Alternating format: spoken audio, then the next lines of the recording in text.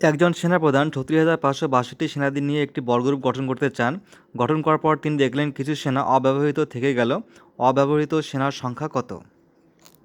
কোশ্চেনটা যেহেতু বলেছে বর্গগ্রুপ গঠন করেছে এতগুলো সংখ্যা নিয়ে এবং কিছু সেনা বেঁচে গেছে মানে ব্যবহৃত হয়নি, তাহলে আমাদের কী করতে হবে? ৩৬,৫৬২ এই সংখ্যাটার আমাদের বর্গমূল বের করতে হবে। চলো এবার দেখা যাক কীভাবে বর্গমূল বের করে। দেখো ৩৬,৫৬২, দেখো একক থেকে ৬ আর ২ একটা জোড়া, ৬ আর ৫ একটা জোড়া, সামনে ৩, শুধু একাই, তাহলে আমাদের বাদ দিতে হবে প্রথমে 3কে। 1 বাদ দিলাম, ১ ১ থাকলো পরে 2, এবার এই জোড়া একসঙ্গে নামবে 65 আর 1-এর ডাবল আসবে 2।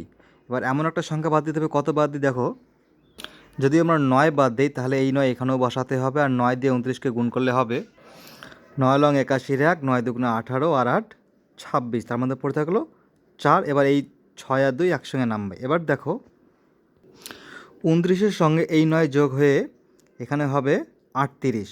এবার এখানেও যদি 1 বাদ দিই, এখানেও যদি 1 বাদ দিই, তাহলে 381-র সঙ্গে 1 গুণ করলে দাঁড়াবে 381। আমাদের পড়ে থাকলো 1, 8 আছে 16 পরে 8, অ্যান্সার হয়ে যায় আমাদের 81। দেখো 191 হচ্ছে এই সংখ্যাটা হচ্ছে বর্গমূল, আর এটার এই 181 বর্গকারে বসালে আমাদের 81 জন মানুষ সেনা বেঁচে যাবে। Option C.